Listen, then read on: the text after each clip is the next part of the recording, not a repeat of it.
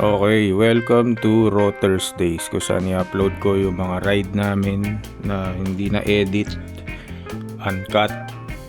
Well, may mga nakat pero hindi lahat. So, wala nang wala nang patawa, wala nang kahit ano. Raw lang talaga. Pwede nyo i-play to habang nagtatrabaho kayo, gamitin yung ASMR. O kaya kapag naantok na kayo, gusto nyo ng pampatulog, pwede nyo i-play to. So, i-upload na lang natin dito sa YouTube para meron tayong memories. Ang ipapakita ko ngayon ay yung raw na part 2 nung ride namin dito sa Bataan Killer Loop. Kaya ito, panoorin nyo. What's the worst can happen? Okay, naka-video ko. Oh, try mo. Oh, go. Markson yan eh.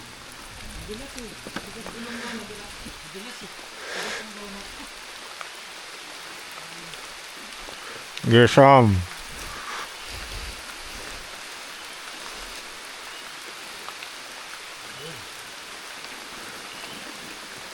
Lo. Nalala ko sobrang dulas yan.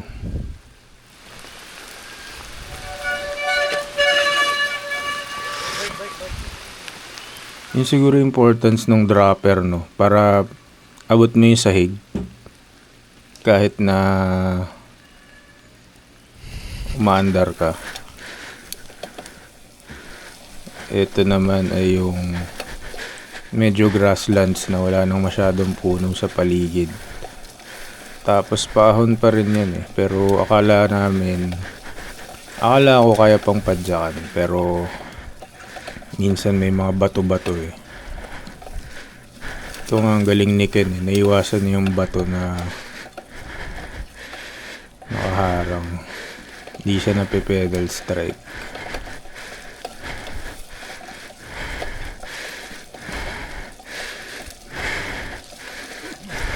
Yun oh. Yan. Ako hindi na ako kasya dyan eh. Yan, nilakad ko na lang. Alang nadulas.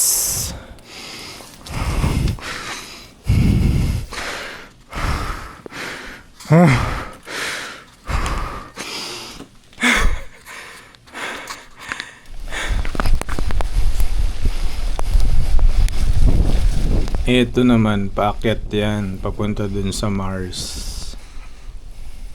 Parang merong maliit na break area. Kasi may puno eh. Sabi nyo, mainit. Sabi ni Ryan, mainit. Bitlok. The middle of summer. Ang naalala ko, sabi namin, ang init-init dun sa baba. Pero pag abot namin dyan, umuulan. Yung damit ko nagmukha ng rash guard eh oh. Yan, nag-picture taking muna kami para remembrance bago lumusong dito sa Mars. Ako naalala ko hindi na ako makapag-picture niyan kasi yung kamay ko basa na. Hindi ko na mahawakan yung screen ng phone. Garo-garo tayo nasa buwan na. Ingay na ng mga preno namin dito para lang tren ng PNR talaga. Tapos medyo muted na rin yung DJI niyan kasi yung built-in mic niya nabasa na ng ulan. Para tayo nasa ibang planeta. Yung para siya nakalublob sa ilalim ng tubig.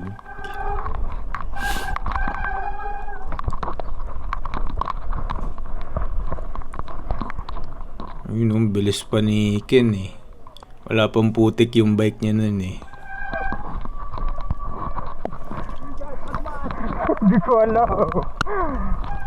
Wala akong makita. Pero ito yung part na to, nag-i-enjoy na ako niyan eh. Kasi sabi ko, yes, kahit pa paano wala ng bato, wala ng makapagulong ko na yung bike ko. Yung akala ko. Ayun o, kung papansinin nyo, tignan nyo yung gulong. Dahan-dahan nang kumakapit yung putik na malagkit doon sa wheels. Sa wheels. Grabe, wala kami makita oh. Sa goma. Tapos yung view mo 360, fog lang. Kung walang mga trail, kung walang ano, yung tracks ng mga sasakyan ganyan. Kung putik lang siya na flat, feeling ko madidisorient ka na niyan.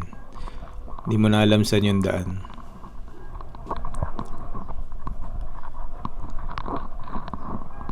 Ayan, tumigil na ako kasi nafe-feel ko na lumalagkit na talaga yung gulong.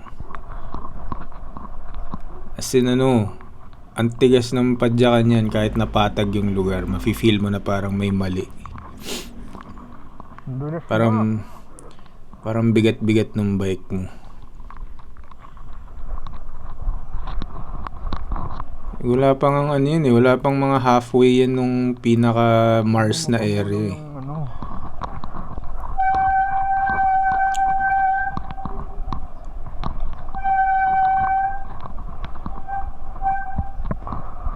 Lalo na pag dinadaanan mo yung part na medyo loose yung buhangin. Pag nagulong ka doon, hindi dun sa compact yung buhangin. Wala, kakapit talaga sa gulong mo yung yung mga putik. Tapos pakapal lang siya ng pakapal. Hindi mo rin siya mapapagpag kasi hindi ka nga makagulong eh. Yun kasi nga yung usually nangyayari, di ba? Pag nagkaputik, pag pinagulong mo. Ang ganda ng picture dito. Kaya ako nandito dyan. Ayan, kinunan ko pa ng picture si Sam dapat dyan. Kaya lang, hindi ko na nga mahawakan yung phone ko. Eh, yung sinasabi ko kanina, hindi mapatalsik yung putik kasi nga hindi gumugulong yung gulong. Buti hinihintay nila ako. Anong gulong? Mukha ng tiramisu. Ayun, coated na siya, chocolate coated eh. Bali wala yung yung knobs ng gulong eh. Yung Brake mo may chocolate na eh. chocolate eh.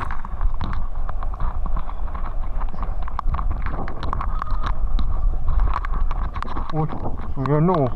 Backhoe. Tapos yun, na-reveal na yun, may mga motor, may mga tricycle. So siguro may mga trabador dyan. Siguro parang gagawin nilang subdivision sa tuktok ng bundok. Kaya pinapatag nila yung lugar. Hindi ko alam eh. First time ko makarating dito nun eh. Kaya akala ko talaga yan, natural wonder. Sabi ko, ang ganda dito, parang ibang planet Biglang nung nakita ko yung mga backhoe, yung mga dump truck, yung mga tricycle, sabi ko, hindi pala. Gawa lang pala to ng mga utaos. Ayaw na gumulong ng gulong ko. Ito na yung miserable. Kahit hindi ako promeno, pumipray na siya mag-isi.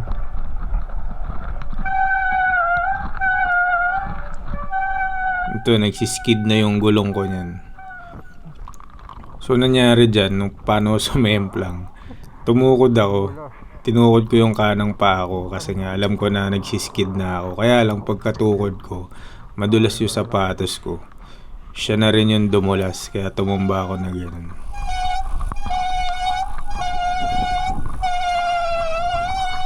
Nakakainis pa yung tunog ng preno.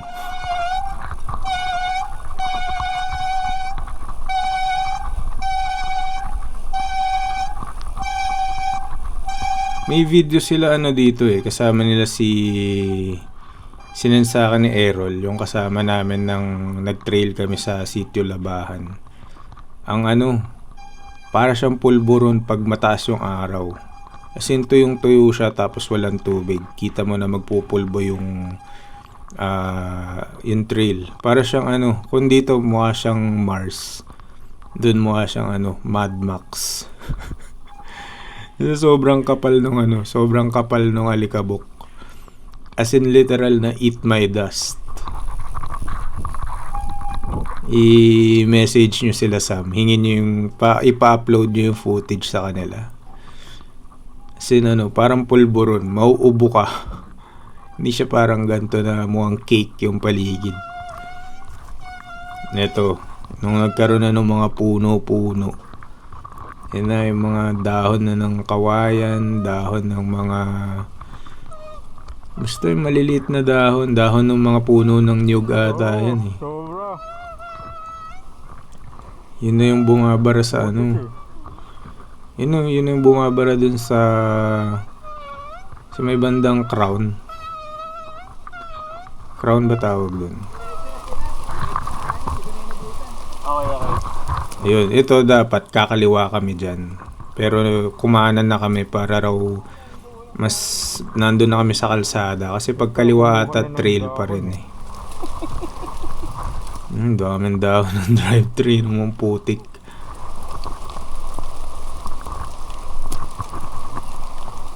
Puti.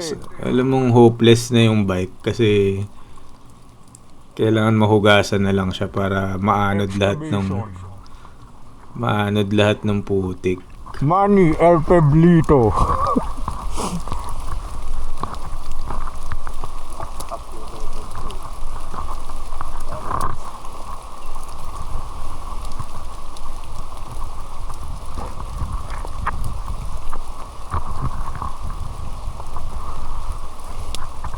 Putik yan.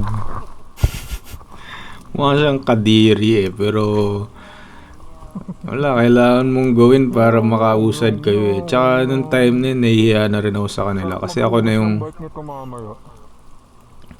nasa last na part nung trail.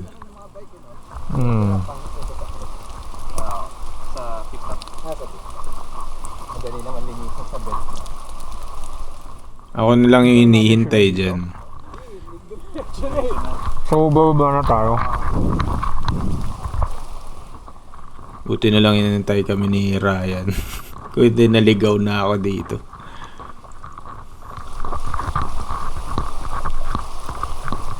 Ito matigas na yung lupa dyan eh. Feeling ko pag may araw, sarap na padyakan yan. Mabilis ka na lang makakababa. Gumawa ng semplang reel eh.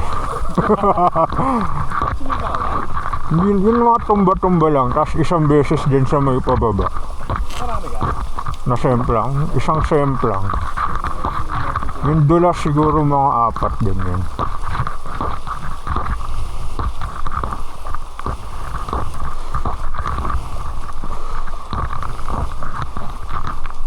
Tayo na. Ito na to. Ito, madulas din yan. Naalala ko. Medyo matarik din yan eh.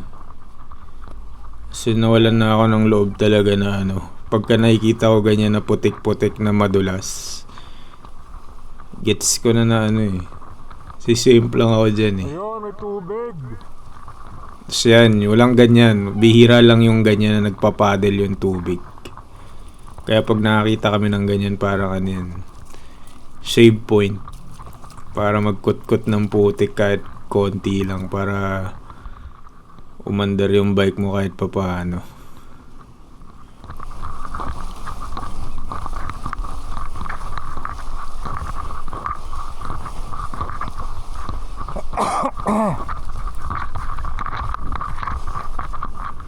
Sobrang konti lang yung parts na na masasakyan mo yung bike. Kasi most of the time, pag nakakuha na siya ng putik, kukut-kutin mo na naman, babakbakin mo na naman yung putik. Yun yung cycle, kaya sobrang bagal kong makababa dito sa area na to. Tapos chain drop pa siya kasi yung chain, hindi na makakapit dun sa drivetrain kasi nga naharangan na ng putik. Putik talaga yan eh.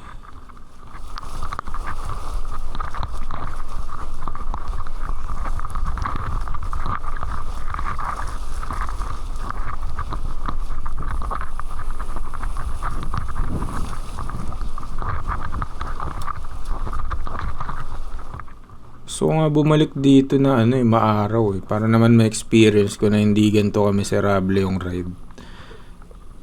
Tsaka para hindi naman nila ako hinihintay na ganito. Na kaya na ikaw lang lagi hinihintay. Alam mo yan. Feeling mo hindi na sila nag-enjoy kasi pabigat ka na lang.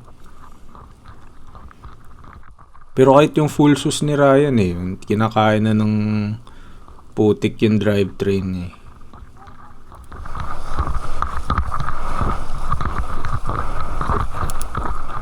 Tapos yan, may mga ahon-ahon pa na part. Tapos pag tinatry ko mag-shift, kumakabus na yung kadena dun sa kabila. Ayun oh. Nahulog na siya dun sa wheel set. Tapos yan, sumemplang dun si Ken. Kasi madulas na talaga dyan eh. Masaya lang pag sumisemplang ka dyan, hindi masakit kasi walang friction masyado. Grabe, ang dulas nga. Hindi masakit sa balat. May impact, mararamdaman mo, pero hindi ka naman mahapdian dahil wala kang sugat dahil putik lang yung babagsakan mo. O yun.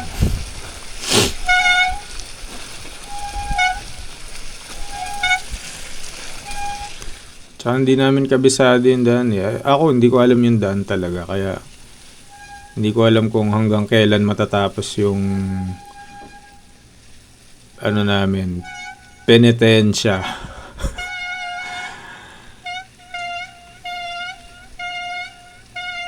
Kasi yan, pinaka nakakairita yung brake pad mo na ano, tumutunog na ganyan.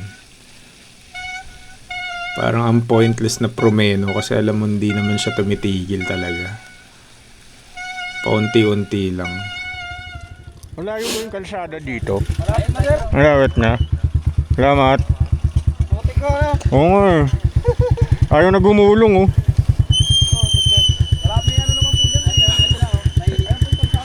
Sige. Salamat. Sa ano ba? Orani. Yung time na yun, gusto ko na sabihin doon sa mga lalaki na ano eh. Gusto ko na sabihin sa kanila na, Manong, paangkas naman. Sakay nyo lang tong bike ko kahit umabot lang dyan sa may kalsada. Libre car wash. Eh wala, hindi nila in-offer. Tapos nakakita kami ng ganyan, yung parang ano.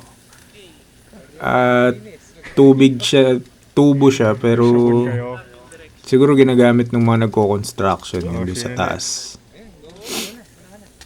Tapos may tagas na ganyan. Sakto nakapaghugas kami ng bike. Satisfying videos.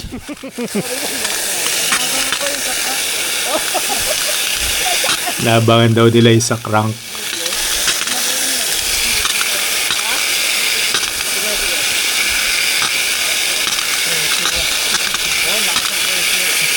Hanggang ngayon, hindi ko pa napaparepack tong bike na to. Yun oh. Boom! Boom!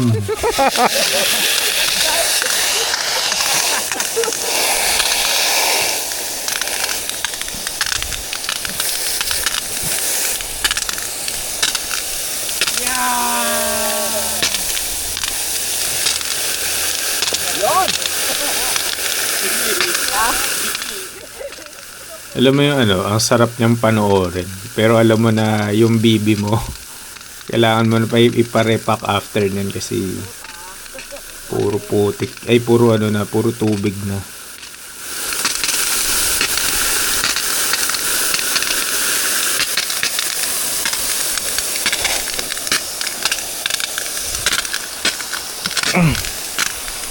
Okay na yan no. Dapat pala binasa ko rin yung drivetrain. Sa tagapagligtas. Okay, let's go. Yan, may nakita kami mga lalaki na ano, Salamat. tinuro sa amin yung daan, saan papunta. Kasi puro kalsada na to eh.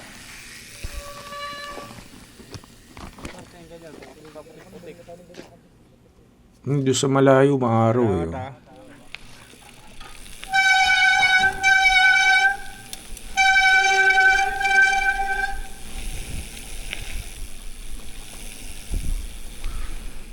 Ang ganda ng view. Hindi ko lang ma-imagine kung ano itsura dito kapag maaraw, mainit kaya. Kasi nung time na yan, sarap dahil malamig. Yun nga lang, nakakatakot kasi. Ang dulas din ng kalsada. Tsaka pag sumemplang ka dito, mapilayan ka o ano. Ang layo ng rescue kasi walang katao-tao yun. Kalsada lang talaga.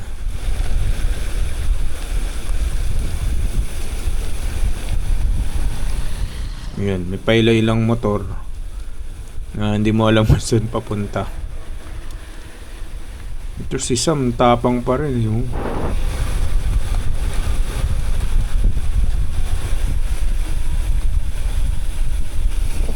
Tsaka feel mo na medyo madulas yung kalsada dyan eh. Hindi siya yung, iba yung kapit niya. Parang medyo sketchy.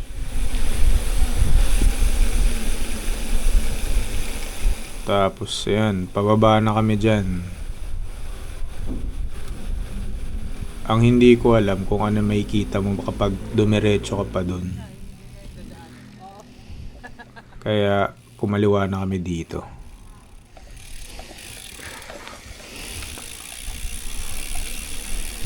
Ang ano rin, ang tarik ng mga lusong. Tapos doon sa kanan mo mga bangin. Tapos minsan may nagkalat pang mga bato-bato doon sa gitna ng kalsada. Mga putik, mga tae ng kalabaw. Kaya dapat daan-daan ka lang.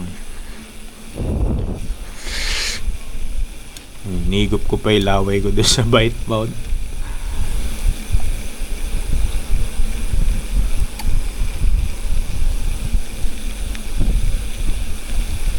Yan. Alam namin na kahit pababa yung kalsada, hindi kami nag-enjoy masyado kasi alam namin na yung kabilang dulo niyan ilog. Tapos pagkatapos ng ilog, may aakyatin ulit kaming kaunti na matarik para makauwi kami dire-diretso dun sa lusong na daan, dun sa may Duhat Trail. Tsaka alam mong bagong kakakalsada lang nitong lugar kasi ayun, may mga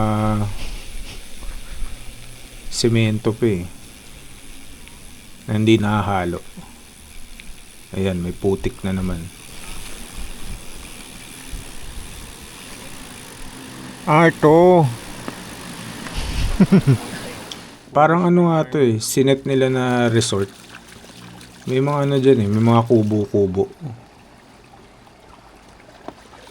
Tapos nakihugas na lang kami ng bike. Pati yung camera ko, nagasan ko na DJI. Baka naman, DJI.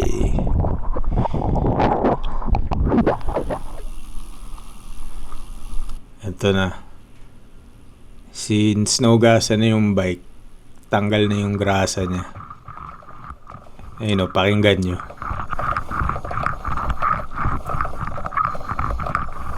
Tunog na ng ano yun karitela. Bakal sa bakal na yung grind Wala nang pampadulas na chain lubricant Isang ingay pa nung ano to? Yung hand strap nung DJI. Parang rice mill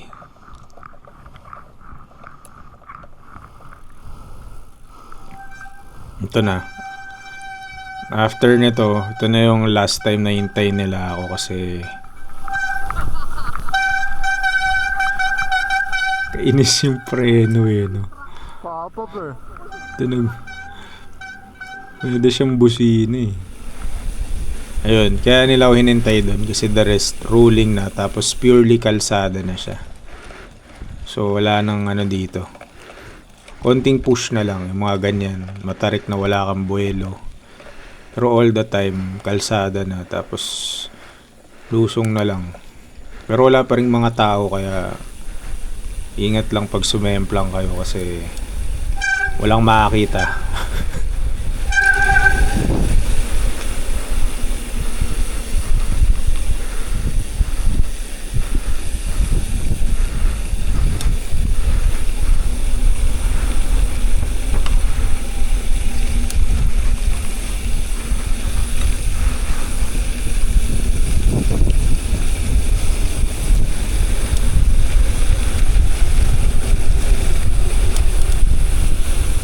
Ayun o, yung natatakpan ng fog na yon, ng cloud.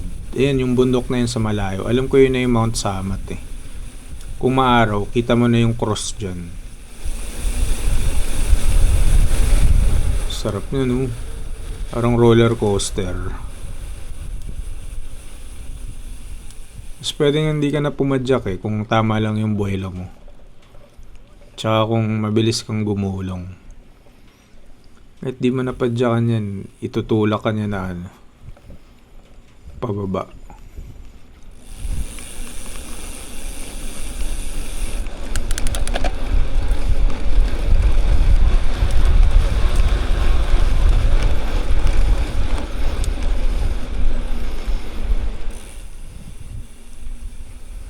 Yun o, yun, yung malayo na yun, yung may clouds, kita nyo. Alam ko nandyan yung cross nung ano eh, Mount Samat.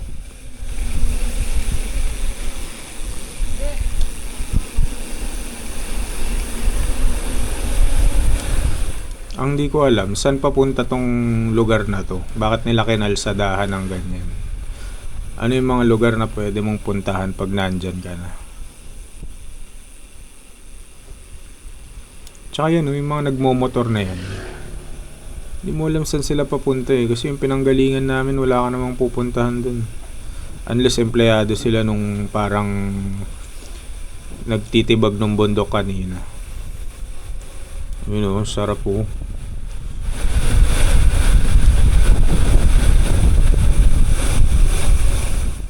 Kahit alam mong wala nang grasa yung mga bibi namin, sarap pa rin lumusong eh.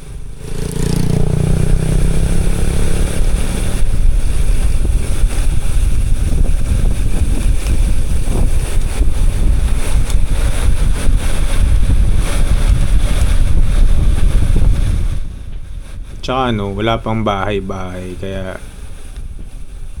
puro puno lang. Sarap nung hangin. Malamig. Kasi ito, merong area na parang ano, medyo maraming tao.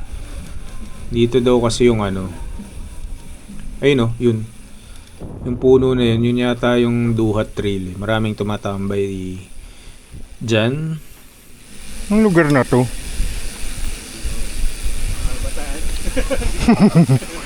Kinikwento ng mga ano eh.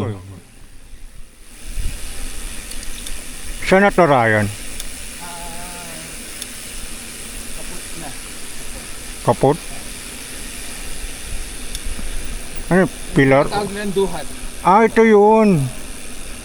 Kaya lang, hindi na siya trail. Dati nga eh, yung napakita ng mga kaibigan ko, puro, parang yung dinaanan natin kanina. Yun yung dati. Tapos may puno, di ba? Pero kung gusto ma-access yun, dun sa kabila. Ngayon, trail siya dati. Hanggang naging kalsada na ganyan. Kinakwento ng mga kaibigan ko dati, parang dito raw sila naglalaro ng mga mountain bike nila. Kapag yun, bago sila mga naging roadie. So naubos na raw yung mga laruan nila ng mountain bike eh. Lahat kinalsada na. Make sense nga naman na bigla silang bumili ng mga road bike dahil syempre sa kalsada na nila gagamitin yung mga bike nila.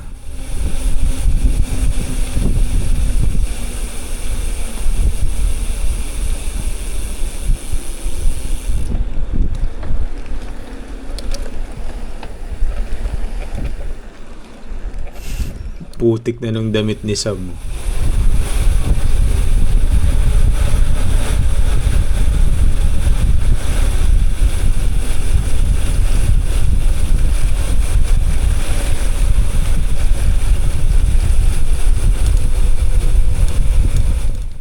Alam ko yung paligid niyan, yung mga nasa gilid-gilid na may gate, mga ano yun eh, farm.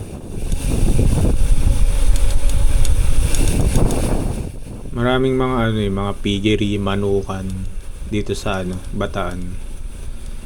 Tapos bawal nila ilagay syempre doon sa mga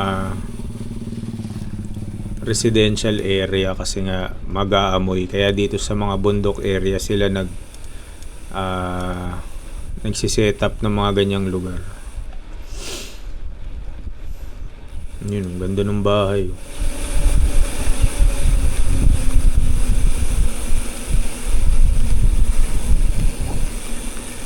Ito, alam ko malapit na sa Mount Samat yan eh. Kita mo na dapat eh.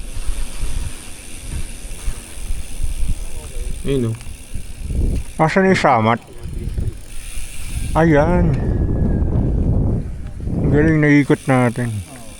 May tarpaulin nung Mount Samat kanina. Pero malapit na yan. From here, malapit na yung cruise o malayo pa rin? Malapit na. Gusto pa yung parking nyo. Park kayo nyo. Oo. Aakit ng mga 5 kilometers. Ah.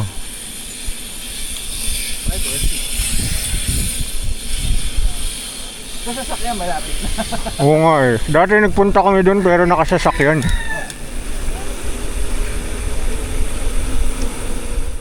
Yan na. Medyo mababa na kami nun. Dumadami na yung mga bahay-bahay sa paligid. Yan o.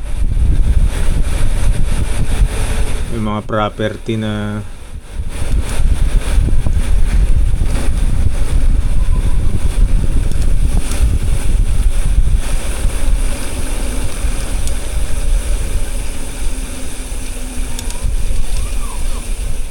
yan, may nagkakalbo ng puno.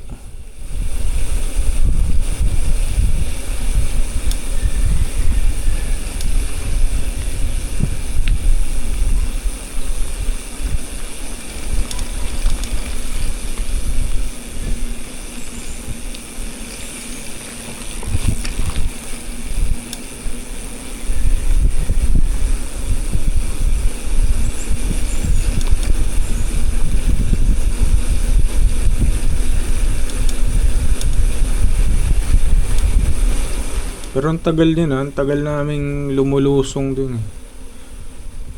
Isipin mo pag inahon namin yan oh. Yung doon sa kabilang side madali lang.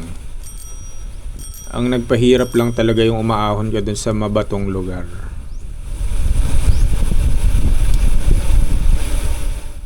Ayan na, sumisikat na yung araw. May anino na ulit kami.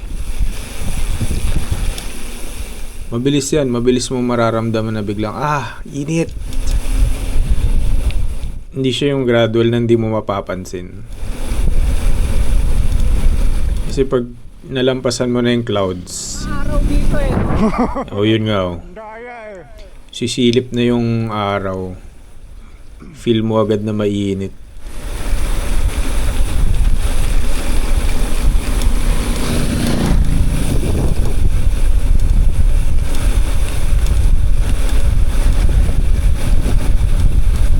Pero grabe akong aahunin mo to. Walang recovery, dire-diretso lang na ahon. Ano, wala nang part na inahon kami. Wala rin part na patag. Hindi na kami pumipedal niyan. Grabe kung aakyatin mo yun. Oh. Sakit siguro ng katawan mo pag uwi.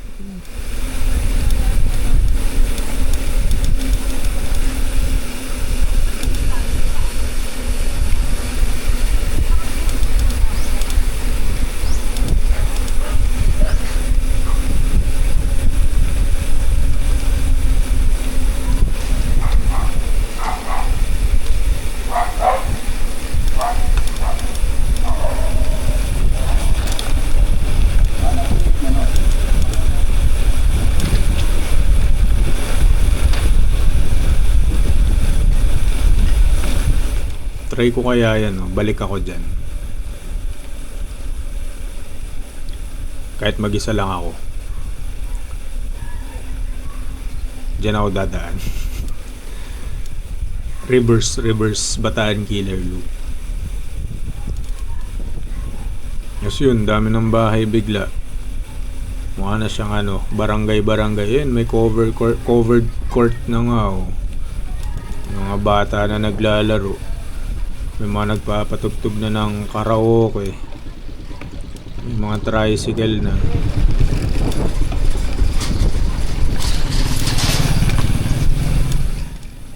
May mga naglalakad na nga oh. Ano na? Nasa baba na kami.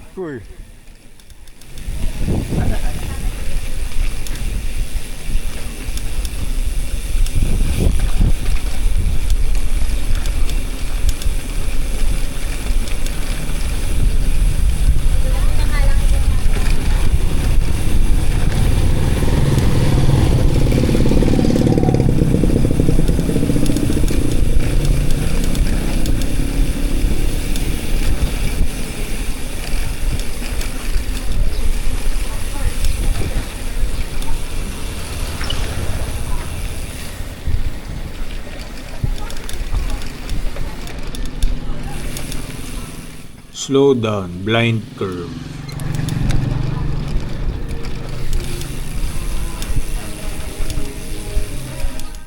Pero dito sa, ayan o, may nagkakaraoke na.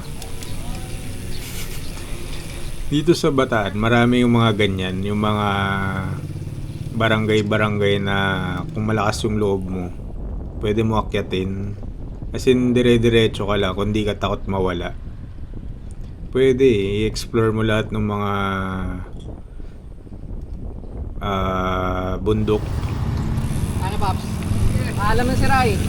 Salamat na marami. Saan ka na? Ingat, salamat ah. Salamat sa uulit eh. Oh. Thank you. Ay. Ingat. Message na lang. Sige. Takit sulit. Ingat. Bye, Ray. Yeah. Thank you. Regard sa family, ah. Tayo. Nahanap na ata si Ryan sa bahay nila kaya hindi na siya sumama sa amin para kumain. Damit ko agad eh. Walang sampay-sampay eh.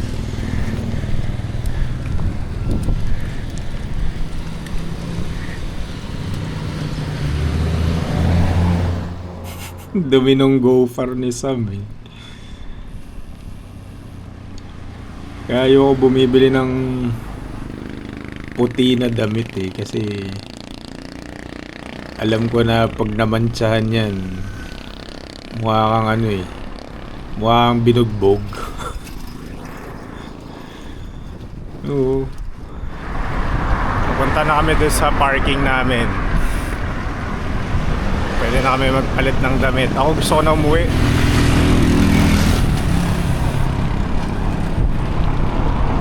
Ako maghugas ng puwet. Hugas ng puwet ang...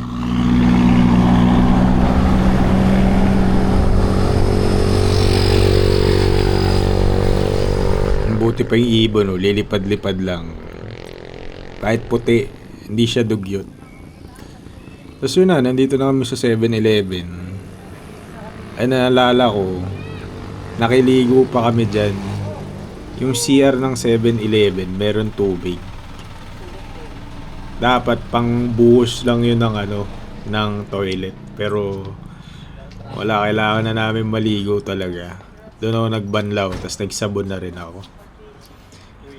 Kaya nung kumakain kami, presko na yung pakiramdam ko niyan. Hindi ko na kailangan maghugas ng puwet. Yung bike na lang kailangan ko hugasan kasi mukha siyang puwet. Tapos tignan niyo, buti na lang mga... Ano daw yun eh, parang usually pag may balbas, mas prone makalbo.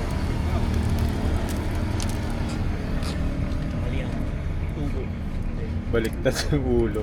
Buti na lang pickup truck yung dala namin. Bawal sa airport to, puro lupa. Okay lang na itambak namin yung mga bike na dirty. Bike ni Sam, bawal to isakay sa airport. Puro lupa. Yan din naman yung akin. Mukhang mukhang na Milo everyday yung mga bike eh, no? So yun lang. Yun yung mga nangyari nung araw na yan. At salamat sa panonood. So kung na-enjoy nyo yung mga ganyang Raw Thursdays, pwede pa tayo gumawa ng marami. Basta abang lang kayo every Thursday, 7 PM. Tapos meron din tayong upload every Monday. Yun yung may edit na matino. Yun yung pinaghihirapan ko talaga. Kaya ayun, kung interesado kayo sa mga merch, meron kaming mga patch, meron kaming mga cap, meron kaming music bag. Kung gusto nyo bumili, PM nyo lang ako, tasali kayo doon sa group namin na Team Monday para maabisuhan kayo kung ano yung mga palabas na i-release namin or kung anong mga merch yung pwede naming ibenta or kung may upcoming kaming mga bike tour, ganyan. Yun, ako nga pala si Higad Pating. Sa mga hindi pa nakakilala sa akin, gumagawa ako ng mga ganyang video, mga kalokohan na pero usually mga bike, mga travel, ganyan. So kung interesado kayo, mag-like, comment, and subscribe kayo. Tapos, yun, share nyo sa mga kakilala nyo para dumami pa tayo. Kaya yun, nood kayo sa Monday. Ang ipapalabas namin ay yung binuo namin yung street slan ni Father Bud tsaka ni Sam. Titanium yun na bike galing Denmark, galing Copenhagen. Dinala namin siya sa Sitio Labahan sa Angono, Rizal. Kaya nood kayo. Okay? Ako'y magpapakain na ng posa. Bye-bye.